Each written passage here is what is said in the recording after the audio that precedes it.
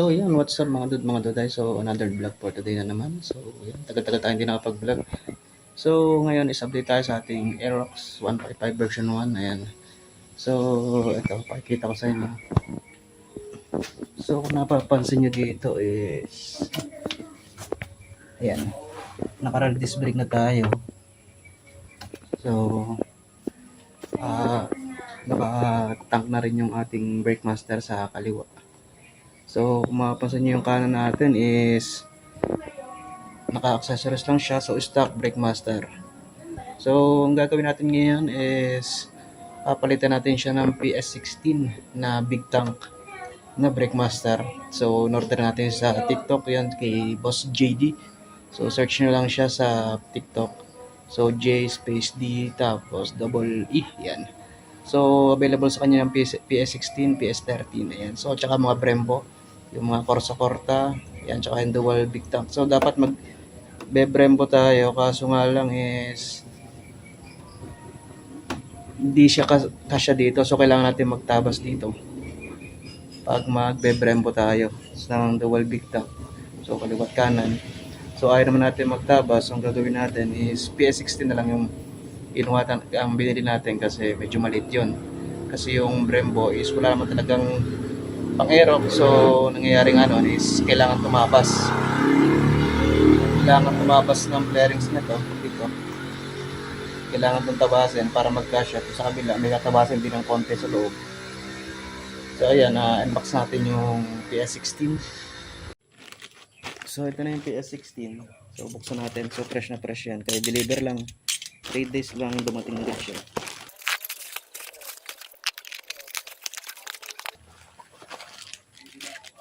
So ayan, solid big tank. Sobrang big tank talaga niyan. Legit na big tank talaga.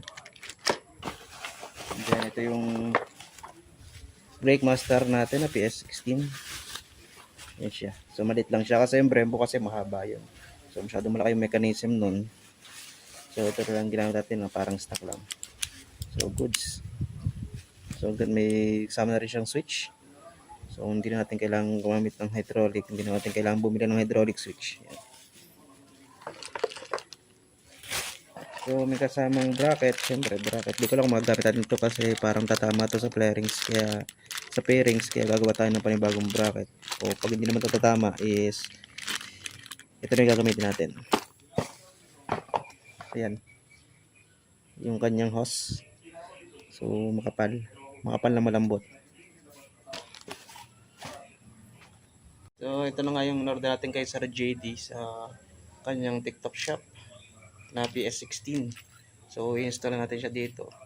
Ating Aerox B1. So ang gagawin natin is babaklasin natin lahat to. So ita-timelapse na natin to. Simulan natin ang baklasan. So yun nga, simulan natin magbaklas ng ating Aerox B1. Yun. So ito naman din natin kailangan tanggalin yung visor kasi nakakabit lang naman yan dito. So alisin natin itong tornilyo na to. Siyempre may mga accessories tayo dito. Ayan. So ito rin. Kalasin natin ng kabila. So may tornilyo rin dito. Ayan, tornilyong to. Tapos dito. Tapos kabilaan yan. So push revet doon. Tapos may isa pang tornilyo dito. Ayan, isa pa yun. Ito. May tornilyo rin dito. Sa gilid to. Kailangan natin kalasin to. Nakalasin ko na rin itong isang to. So para mabuksan na natin ang buo ito. So pagbabalik natin ang brake master. So yan. Baklasan na. 3, 2, 1. Time lapse natin to.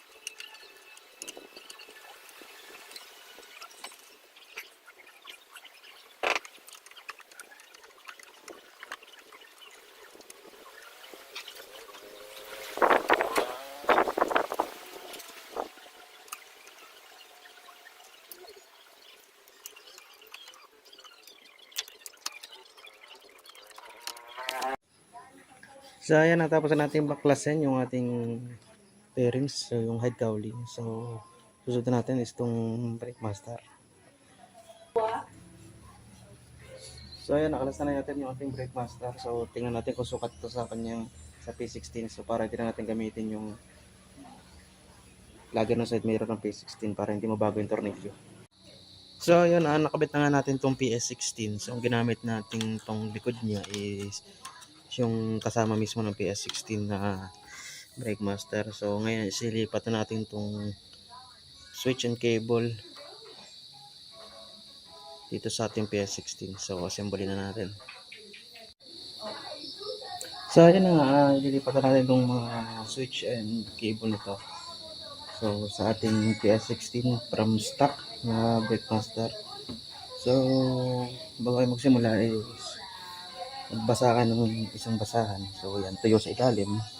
Tapos basang-basahan naman sa ibabaw. So para hindi madungis yung pagkagawan. So sakaling mang may tumagas na brake fluid is hindi maapektuhan yung ating bearings. So lipat na natin isa-isa.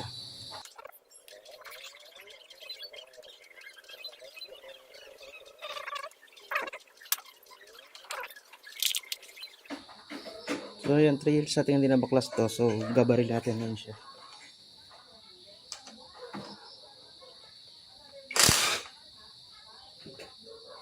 Kasi maigpit siya pag ginamitan ng open back ring wrench. So doon sa ating PS16 so package siya is mismo may kasama na siyang itong tornilyong to. Hindi ko lang kung tawag dito para dito. So palitan natin yung stop. So washer dito. Doon.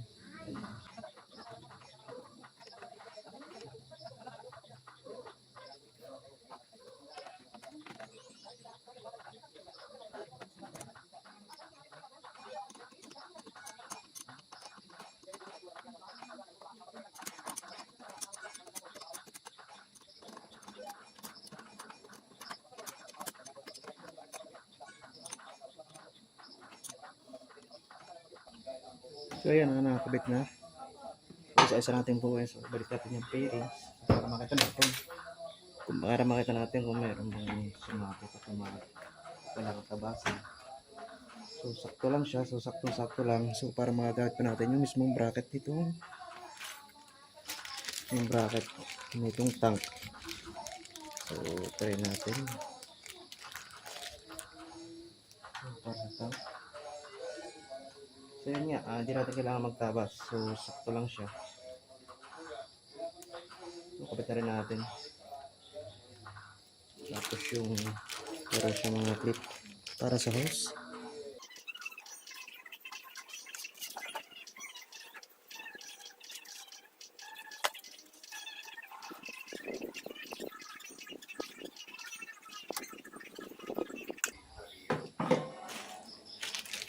Tapos yung tank natin, so yung big tank nakasama ng PS16, so sobrang laki nga talaga yun.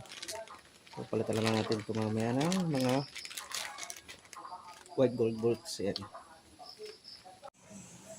So na ngayon, nakabit na natin yung bracket, so sunod natin yung big tank.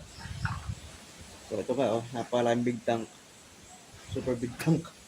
So goods na siya, kasama katulad ng yun sa big tank, sa double o sa dual big tank ng Brembo. Ganito din yung makakuha yung pinaka-tank ng fluid. So patornilyo na siya, so kailangan ko ngayon magpalit ng tank ko doon sa kaliwang brake master kasi maliit yun. So papalitin tayo ng ganito, so order na lang tayo. So yan, kabit na natin.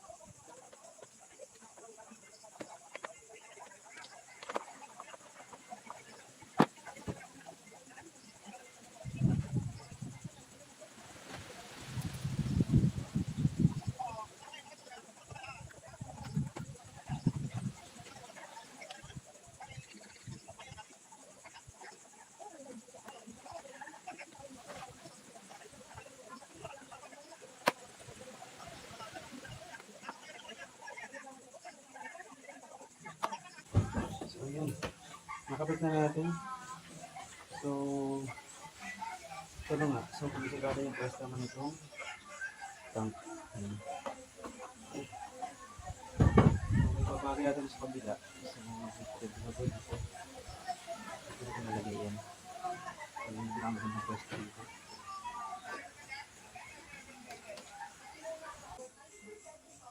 Para makayo ka sa reyo. Bro, ganito ng iyo. Parang kayo pa kalas pagkakabang tornilyo. So, ang gagawin natin brake fluid ay ito. Cobra ang gagawin natin brake fluid. So, brake fluid natin is Cobra. Ayan. Brake fluid, Cobra. Di ba? Cobra. Para malakas na yung ating preno, is kailangan Cobra ilagay natin. So, naglagay na tayo ng Cobra. So, ayan na nga, mga duday. So, tapos natin kabit yung ating PS16 na Brake Master with big tank yan. So, ngayon tayo tapos. Kasi nga, nanapatan ng magandang pwesto. So, nag-bleed pa tayo. So, binuha pa natin ng todo yung ating Aerox B1. So, ito na yung sa nung PS16 na Brake Master sa ating Aerox B1 no, tabas. So, ayan na yung ating PS16 Brake Master. So, basa-basa pa yan kasi binuhusan ko pa ng tubig kanina. So, yung big tank natin. So, ito na. So, walang tabas. Plug and play. So, nagamit din natin yung bracket. So, saktong-sakto lang siya doon. So, ayan. Basang-basa pa yung motor natin. Kasi nga gawa nung brake fluid na tumilapsek. So, binasa pa natin. So, ayan na. Ito na yung finished product ng pagkakabit natin ng plug and play na PS60 sa Aerox. So, yung mga stock bolt is nakasama ng filter na natin ng mga white gold. Ayan. So, pinagpapalitan natin yan lahat. So, pati ito, filter na rin natin. So, itong kabila is naka-small tank. So, naka-order rin tayo ng big tank. So, hintayin natin dumating siguro by mga 2 days or 3 days is dumating na yung big tank. So, mapamarehas na natin big tank yung magkabila. So, ito naman is yung kasama mismo ng ating conversion kit ng rear disc brake ng Aerox B1 na yan. So, ayan. So, ito na yung ating Aerox B1. Kinabit natin ng PS16 na Brake Master. So, goods na goods din pati yung brake light niya, ay yung brake switch niya. So, gumagana na. So, very responsive ng switch niya. So, ayun na nga. Dito na natin tinatapos yung ating munting vlog. So, sana nagustuhan niyo yung ating pinagtakalikot ngayong araw nito. So, Cobra lang yung ginamit nating brake fluid sa ating PS16 Brake Master. So, hindi siya Cobra. So, lagay lang niya is Cobra pero Preston yan.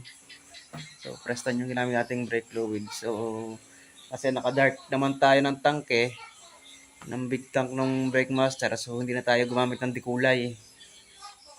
So, yung kulay ordinary na lang pero quality yung natin brake fluid. So, yun guys, maraming salamat sa lahat ng suporta. Yan. Sa mga nag-like, nag-share, comment, yan, subscribe. Yan, maraming salamat sa inyo lahat.